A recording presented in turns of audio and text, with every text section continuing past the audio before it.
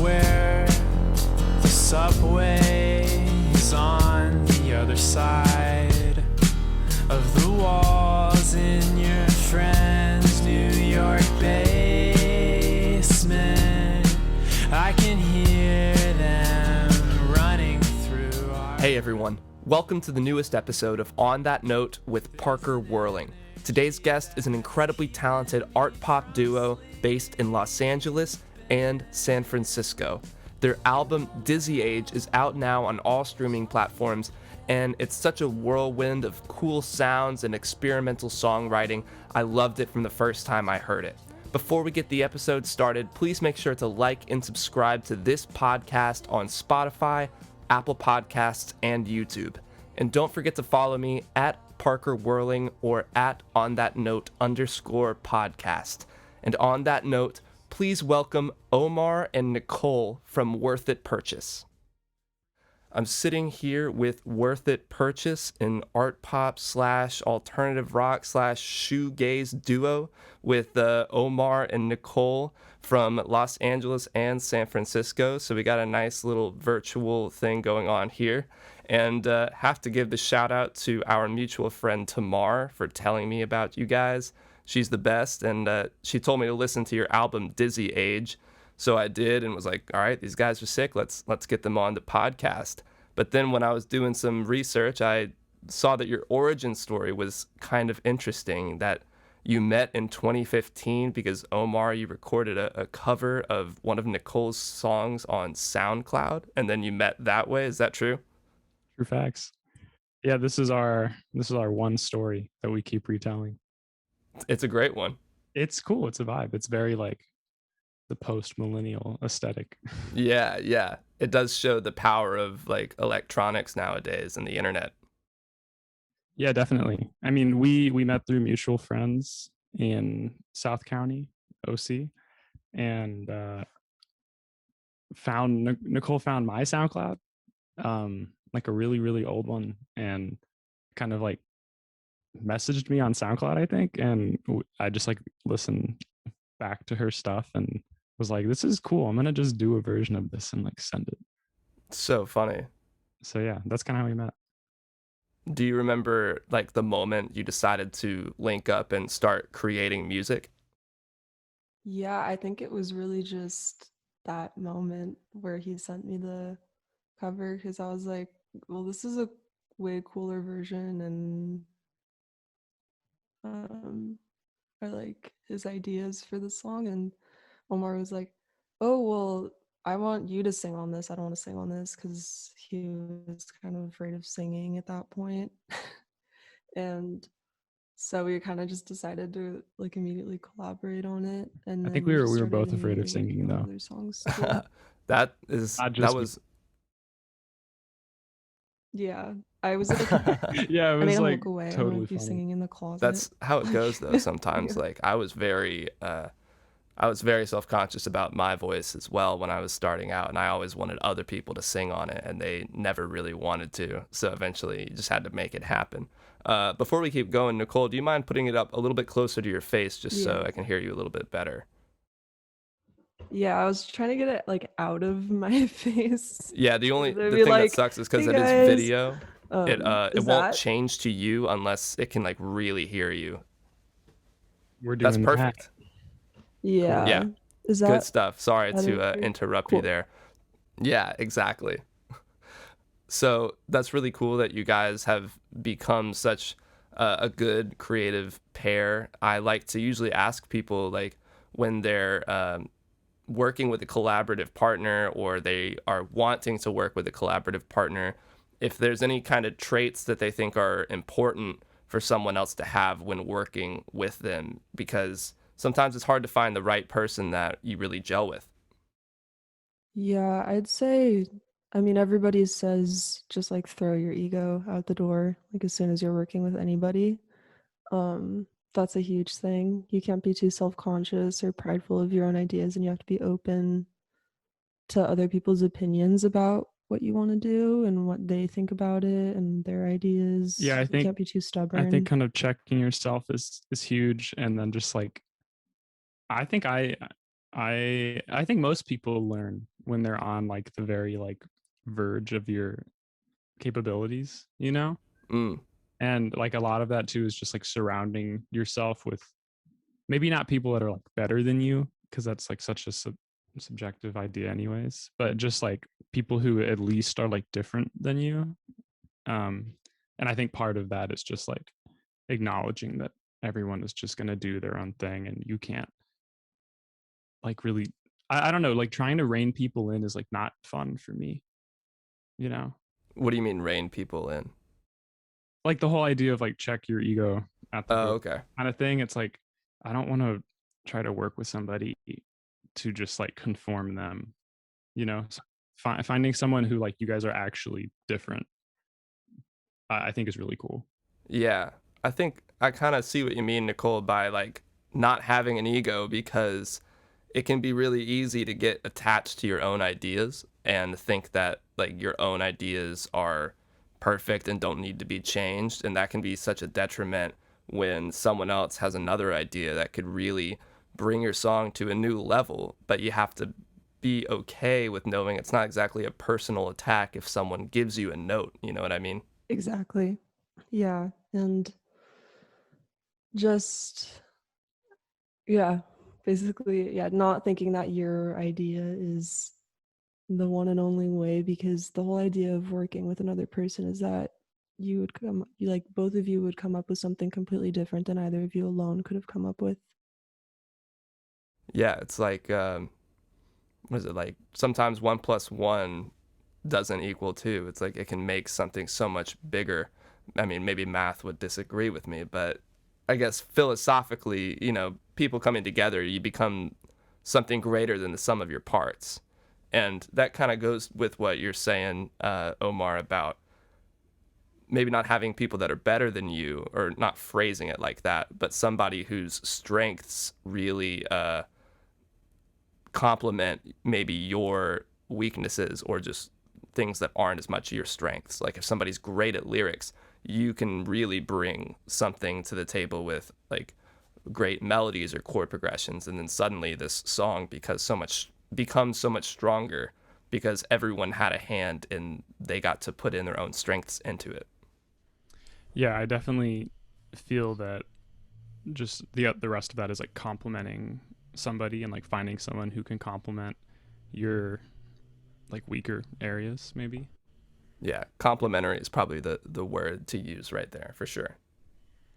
Yeah, you're just trying to pull people up, pull up like a general idea. So how do you think that your creative process has changed over time since you've started? I think like our creative process is mostly informed by what we have around us to help us, because we just kind of use what's around us whenever we're making music and like what we have access to at the time.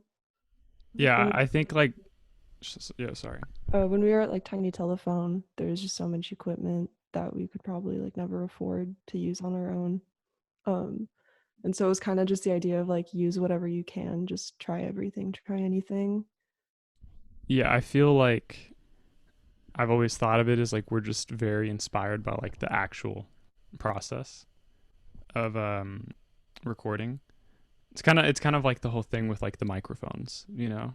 Dude was just so inspired by like having a 4 track or an 8 track or whatever that he just named his band the Microphones and stuff like that. Like I think just from like an idea perspective, we we tend to kind of just like write songs just on our own, like on like an acoustic guitar or something, you know, and just kind of like perform them for each other, and then we just that's like the initial upstart energy, but after that it's kind of just like we just kind of try to tear into each other's songs just using like whatever is around us, you know.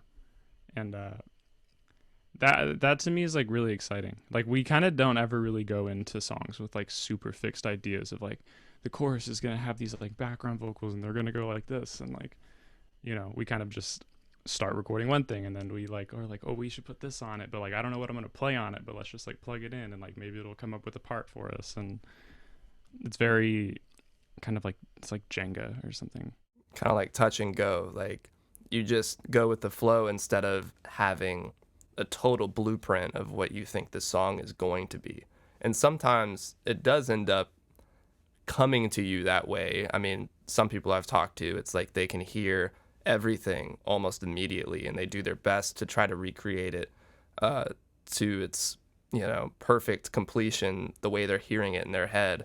But it sounds like you guys have you really enjoy the exploration process of creating this, because listening to your album Dizzy Age, which came out October 2nd, 2020, it is it's there's so many weird things that come and go throughout that it didn't strike me as songs that you could have conceived like immediately. It's like they had to go through that exploration process. Is that true? Yeah, a lot, like every single song kind of did. I think like we don't necessarily have a blueprint of parts, but we always have a sort of sense of what we want to highlight production wise in a song. Like we're always like, oh, these are kind of like, I kind of want it to sound like this, it reminds me of this, and so we'll go with like a general idea um just to guide us, but we never really have parts pre-written or anything like that. It's always kind of in the moment. Yeah, it's kind of like we have like an emotional blueprint, you know. Okay. That's kind of it. Yeah. Interesting. So, how do you guys know that you're on the right track? Like you felt that, oh, that this is working or something's not working. Like how do you hash that out between the two of you? Dude, you Um just know. yeah, a I lot know. of it too is time. Or like if we're working too long on something, Yeah. we we know it's just not working. We're not the type of people to spend all night on one like guitar part or something. It's just if No, it's that's the taking worst. longer than like 30 minutes, and it's just time to move on to something else. Yeah. You can really drive yourself crazy, like trying to figure out the right snare sound. Yeah, I think like a lot of like why we made our last record on tape. We recorded it on 2-inch tape, like multi-track, and then I mixed it down to half-inch tape, and we were just stuck with that, you know. And that was beautiful and that was great. But it was just to not be so precious about it and to just like close most of the doors before you even start, you know? And I think that was super good for us to like grow as songwriters and just kind of like learn the process. And we have a new record that is done, and we did half of it on tape at Tiny, and we did half of it all digital in Los Angeles. So, like bridging that gap was pretty interesting. Yeah, Yeah. Sorry. How did you make sure that they sounded similar? I mean, we that's did. totally different processes. Yeah. We had the same dude master the whole thing. Oh, there you go. There's the trick. That's an Mastered on tape. age old trick. You know, we actually like tried summing the 5 tracks that we did in LA to tape up in Oakland, and we did it. And I listened back after a few days, and I was like, we didn't need to do this. Mm. So it's actually a mixed media, mixed format record. But nobody has heard it, cares. Nobody's noticed. I've told people, I'm Yeah. like, "Hey, what? Like, which ones? Like, I'm gonna try and guess which songs, and it doesn't matter. It's all just about the process and like not the fidelity or whatever. Right. Which one did you enjoy more? Probably the tape ones, Mm. right? What do you think, Nick? Like would enjoy how? Like enjoy listening to or enjoy recording? I was thinking recording, but listening to is another interesting way of thinking about that. Huh. I think I don't know, I enjoyed them both in different ways. I think in some of our songs we did some really cool things with the tape. Um and just like the techniques, like the recording techniques we use, I think I'm pretty proud of. But also I feel like when we were recording the stuff into the DAW, um, that was just a fun experience, and we were like had to kind of relearn how to record into a DAW. Not like in the basic form, but just like I don't know, it sounds weird, but like You have to do philosophically, so we're much just more explaining. extra work to make Yeah, it sound right yeah, On and tape or on DAW? in a computer. in a computer. But I think we were recording in this tiny little studio at that time, and I think part of that was really fun. How we were just kind of like in this little box, just recording for like 3 days. Some of that was fun, but yeah, I Yeah, think it was very fast. I think I do obviously prefer the tape method though, because it's just, I don't know, with digital it's like, why isn't this sounding right? Why can't I get this to sound right? And then tape is kind of like, this is what you get. I think you can just get super lost in the box when you're doing digital.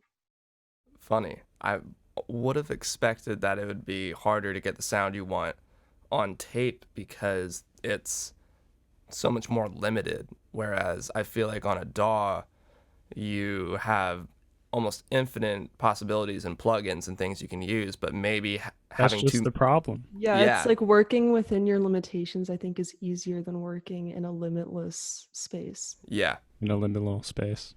having your a framework to go work through is a lot easier because now you know like the kind of sound that you're going for because you can't do everything. Yeah, and like people fuck with tape because it's like a very musical format. Like it Yeah. doesn't sound like, to make a tape machine sound like it does, like you're doing crazy things. You're applying like bias, which is like very insane that people discovered bias. There's like EQ curves. There's Can like you noise explain reduction. bias to me? Because I still don't really know what it is. It's just this like really high dog whistle tone that nobody can hear that's injected into tape to make the tape more responsive to information. Okay. Um, really, like when people first started recording with tape in like the 30s or 40s, I guess, like they weren't really biasing tape machines, or they weren't doing it as hard as they are now, or discovered in like the 50s, 60s, and 70s, and it just like increases the like flexivity of the tape. That might be a Okay. malaprop.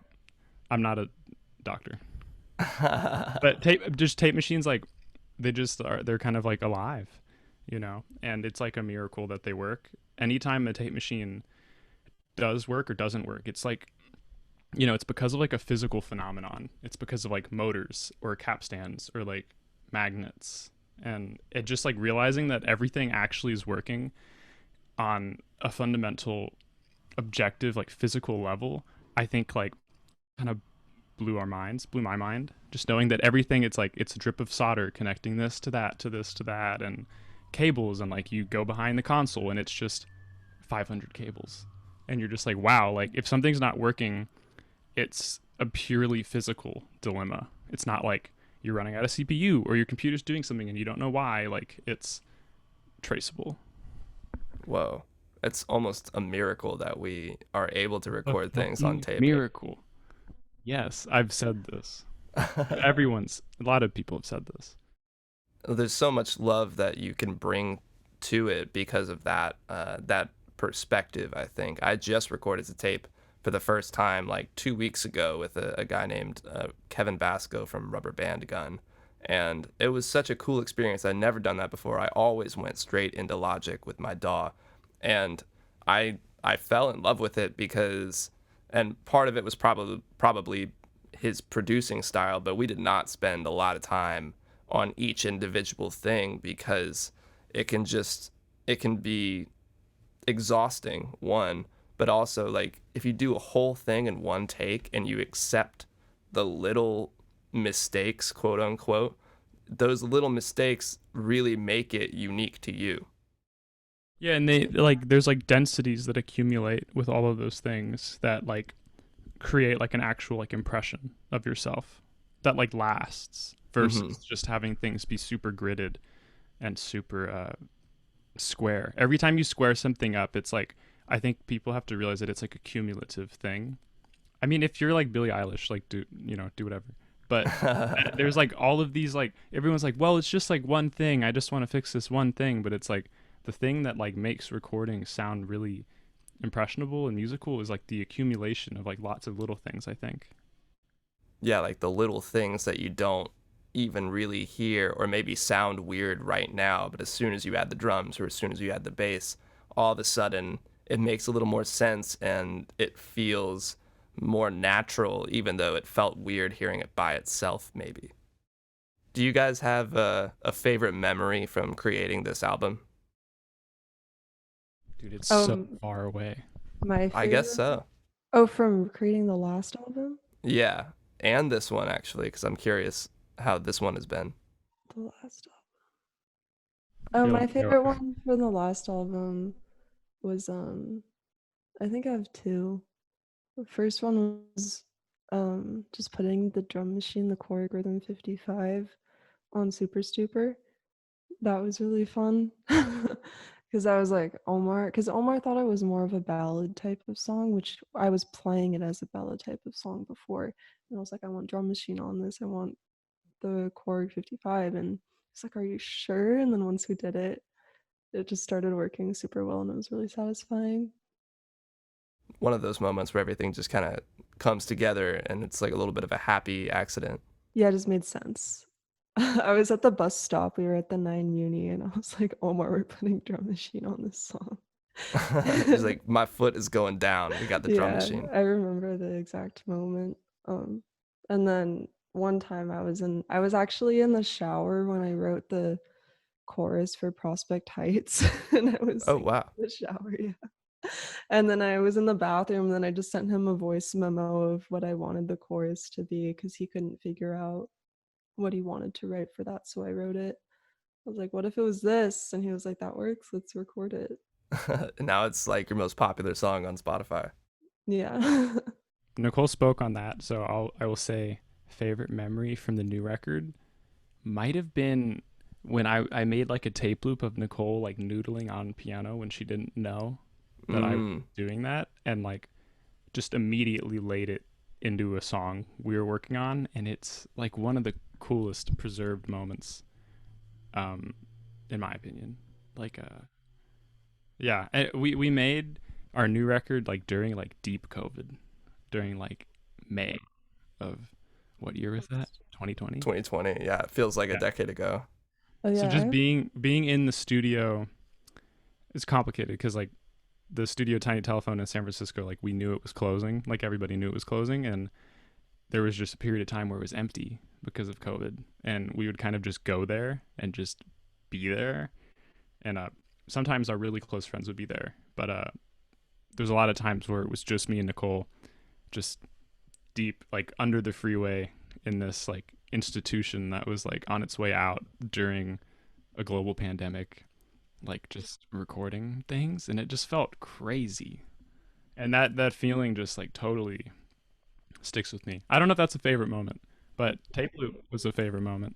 Yeah, well, I have two favorite moments. The first one was on the first track that's on the new album. There's this part where Omar just like reversed my vocals on the tape and just like recorded it so it would be like the reverse of, because I'm just singing like ooze and then or like humming, and then so it plays forward and then it plays itself backward and then goes forward again in a way. That I was don't know. a plus 22. Yeah. And I don't know, I was just like on my phone or like being stupid or something. I didn't really know what he was doing or what was going on, and then I heard it and I was like, this is so cool. That's awesome.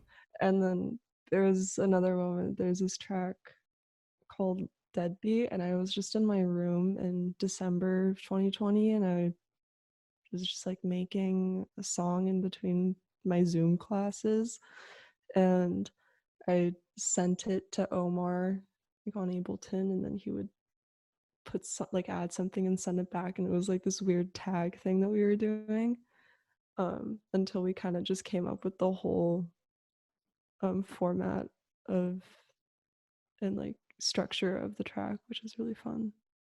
Yeah, we kind of just like force each other to finish each other's songs and like hold each other accountable for those things in like a sometimes like kind of intense way. Yeah. Just be like, Nicole, I cannot write this part. You have to. Yeah. All the pressure's on you right Yeah, now. it's like my destiny to It's write your that destiny, part. dog. Yeah. I guess it makes it a little bit easier knowing like, all right, I guess I'm doing this, like, or else it's not happening. Yeah. Exactly. You have to have no choice sometimes. Yeah, actually, that's so true. Sometimes you just need like someone to make you do it because you won't make yourself do it. Right. That's kind of why I think me and Nicole have been making music for like so long. We just really figured that out because we're both very like, I think we're both like extroverted. Like I don't know if I'd call either of us shy, but also sometimes I feel like we like need that push, and we kind of just push each other around. You know? Well, there you go. I mean, sometimes you got to have that in a collaborative partner, kind of like what we were talking about earlier. Someone who knows you almost better than you know yourself. Like you need someone to hold you responsible. Omar is really good at that too with like this is another thing. Like Omar, I'll be recording vocals and Omar kind of knows my voice better than I do and he's like this isn't sounding right, sing it like a different way. Mm. Um and that's something where it's like I can't get offended at that cuz I know he's probably right. I just need to sing it a different way or try something new. Yeah, and hearing it from a different perspective is just helpful enough. Yeah. Yeah. Exactly. Because I don't know, he kind of knows my relationship with like my vocal relationship to like certain microphones better and like the Oh, different interesting. frequencies in my voice and what sticks out and like 330 hertz. yeah. That's the one. Gotta clamp down on that. Yeah. That's Yeah. where that's what you cut, It or can just is that what it you can just- boost? not boosting that. No. Okay, okay. Nice. Well, that is going to take us over to the last 5 here, where I'm just going to ask you 5 questions and we'll be done. Chill. Awesome. So, first one is Logic or Ableton. Which do you prefer? Ableton. Both of you guys use it? Yeah, the 5 songs that we did in LA on our new record, all in Ableton. Okay, cool. What do you prefer about Ableton compared to Logic, if you've even used Logic? Logic is just annoying. I don't know.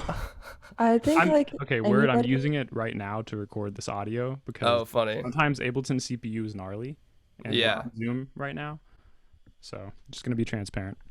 I just think Ableton lends itself to the kind of music that I would want to be making in a way. Like if you want to make stuff that's more oriented and like I don't know. I just feel like it gives you more tools to make what you want to make, and Logic is kind of like I don't know. Logic reminds me of like Adele or something. I just think that we're so used to like full manual, you know, like show up at the studio, align the tape machine, like patch everything in, like you're running between 2 rooms, and then Logic is just like if I want to make an aux or like a bus in Logic, I have to like make a smart fader. Like it's just like there's like all this like weird middle ground like things to make things accessible that are actually so annoying to me. And Ableton's more just like finally there's takes in Ableton, which is sick. Yeah. That But, was the thing I didn't like about it for a long time. yeah, Ableton's just interesting because this is nerdy, but I feel like it's just so CPU intensive because you can do anything at any given time. Like you can warp anything. Like all the buses are always enabled. You can automate any parameter. And sometimes it feels like my computer will just start freaking out. But that's the price you pay. It's funny, I like asking that question because some people are like diehard Logic fans or diehard Ableton fans, and I had a guy named Miley, and he was like, "Fuck Ableton, like no way." Like he was so intense about it, and I mean, I think the reality is you pick what you pick, and you know your ear is what matters. But it is funny to see people get like, you know, all on their team and their diehard fans. I will say we made all of the Glosson Garçon albums in Logic. Okay, gotcha. So you have experience with both. Yes. we Yeah, did. we were just converted. Gotcha. So I hate to say it, but I got the 10-minute notification, but we can definitely get these last 4 questions in 10 minutes. All right. Question number 2 is, what do you think is a perfect album front to back? First thought, probably the self-titled Broken Social Scene record.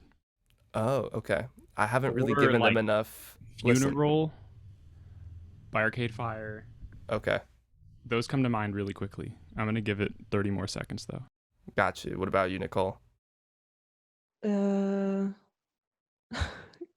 God, I think The Party by Andy Schaaf is a really good one. It's really satisfying how I think it just linearly just works so well. I love The Magician. Isn't that on there? Yeah, it's the Oh, first track, yeah. Yeah, And then that's a the beautiful last one song. being Martha Sways. It's just Martha. Oh my God. I need to listen to that whole thing front to back because someone else on this podcast actually said that as well. Oh shit. I can't remember who. I feel really bad, but maybe I'll go back and figure out who it was. Another record that I just realized is most definitely Mad Villainy. Oh, okay. Yeah. totally. Villainy is untouchable. That the sounds he gets are insane. Yeah, dude. I mean, they just made that record so fast with like, he just made it with like a 303 and like a little portable record player, and Doom would just spit verses on a balcony with a handheld mic, and they would just, mix it down and move on. Yeah, that album is kind of, there's no bad tracks. No. I think, and it's long and it just goes everywhere. Yeah. Yeah, I need to listen to it again. I've heard it a few times before, but I usually only find myself going back and revisiting like the tracks I really like Accordion, things like that. Yeah. R.I.P. Yeah, rest in Doom. peace, man. One of the greatest to ever do it. And just what a legendary way to go to like for everyone to find out like 6 months later that he's actually been dead. Yeah, I don't know if that's legendary. I think that's just logistically complicated. But okay, fair enough. Cool. Well, question number 3 is going to be, who's your dream artist or producer to work with? I would like to work with Teebs maybe a lot. Oh, great answer. Yeah. I love his Annika album, I think is what it's called. Yeah, he just makes beautiful sounds. Yeah, he really does. Yeah. I would like to work with my homie Gabe, actually. My friend Gabe Wax. Nice. Shout out to Gabe. Shout out Gabe Wax. Honestly, like some of my friends here, I kind of want to open up Worthitpurchase more. I want Spencer Hartling to to do a track with us. One of our really close friends, Spencer, like, I want Adam Hirsch to do a track with us. dude, yeah, honestly, all the homies, just the fam. Just make it a whole family project. I like that. That's my answer. Yeah. Nice. Well, I'll have to give them a listen if they have music out there. Yeah, we'll push it through. Yeah, send me some links. I usually try to have a few artists that I think my guest would do really well working with. And I have to give this one a shout out, especially because I saw they had music on one of your Spotify like artist curated playlists, is Spirit of the Beehive. I would love to see you work with them. That's funny. They're one of my favorites. They're yeah, amazing. they're great. Yeah, I think at a point we're definitely obsessed with them. Straight I'm with you. I don't know like almost anyone else that barely like even knows them, let alone is obsessed with them. So the fact that you had like multiple songs on their playlist, on your playlist, I get like geeked out for real. Their new album is amazing, and it's probably the most listened to album for me this year. And then the other two I had were Alex G, because I know you guys like them as well. He's the man. He really is. Yeah. And then the last group I had, and I just kind of thought about it because you guys are working virtually sending stuff to each other, is the Postal Service. Yeah. I remember Nicole showing me the Postal Service forever ago. Really? Forever ago. I was so late to the game with them. I didn't hear their music until like months ago, like 3 or 4 months ago. Oh, wow. Yeah, I know. I was really late to the party. Yeah, I was like early 2000s coming home from swim practice. My dad would just blast that Postal Service album. That's awesome. Shout out to your dad. Yeah. Cool. Shout out Todd. Yeah, shouts out to Todd. Question number 4 is, what's on your musical rotation right now? Slum Village, David Bowie, Buck Meek, and Grant Green. Nice. I don't really know any of those other than David Bowie. Buck Meek plays guitar in Big Thief. Oh, okay. Grant Yeah. Classic jazz. Slum Village, Jay Dilla's first group. Got you. Mhm. Nice. What about you, Nicole? Um, I've been listening to like like Fog Lake and Bill Evans. Okay. There's like this album that came out that's just like a compilation of a bunch of Bill Evans. That's everybody still digs Bill Evans that I've just been like rotating. Um, Dora Jar is another one. I really like her songs. Uh, I don't know. I've been kind of just listening to a bunch of random stuff. Nice. Yeah, sometimes it's good to just throw things on like loop, or not loop, but shuffle. Yeah, I've been listening to M Ward too, Okay. a lot just because I don't know stuff that's kind of like calming me because I like have been working a lot, and so I'll just walk to work and listen to Wave by Jovian. Oh my god, one of the That greatest. Yeah. that album's It's in awesome. the top 10. I have it on Yeah. vinyl, and I spin it every once in a while. That's a great album. Yeah, it's great. Untouchable. Well, Yeah. I hate to rush you guys, but we do have 2.5 minutes. So last question here is, what is your favorite decade of music? I want to just say right now, Yeah, 'cause, great like, answer. I don't want to fawn over anything, but there was just something happening in the 70s and 60s that was undeniable, but also in the 80s. Okay, least favorite decade, maybe easier to answer, Yeah, but I'm embarrassed to answer. I probably would say the like 2000s. oh, okay. Yeah, I can see that. But favorite, it's hard. I don't know. What about you, Nicole? Yeah, I would say honestly right now or the 60s. I think that's like my favorite in like folk and jazz Yeah, and like rock and like a lot of music. I think the 60s is really happening. And also I have like a huge soft spot for yay music, which is like French pop. nice. Yeah, Yeah, is how we met. oh, that's Yeah. awesome. Yeah, I usually would say 2010s or 60s and 70s, but yeah, thank you guys for joining me for an episode of On That Note. I hate to really rush it, but if I don't end it, it's gonna like delete this whole thing and I don't It's save gonna- it. it But does. yeah, Dude, Omar rock on. and Nicole from Worthitpurchase, thank you for joining me for an episode of On That Note. Everybody needs to go listen to your album Dizzy Age on Spotify, and it's such a cool album. So many great sounds. And yeah, thank you for coming on and talking about your creative process, guys. Yeah, Thanks, for dog. We'll having catch you us. soon. Catch you soon. See you guys. Bye.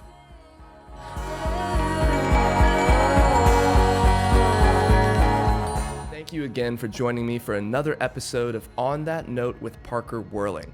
If you haven't yet, please make sure to like and subscribe on YouTube and Apple Podcasts, and you can even leave a comment down below to let me know who you're listening to. On that note, I'll see you guys next time.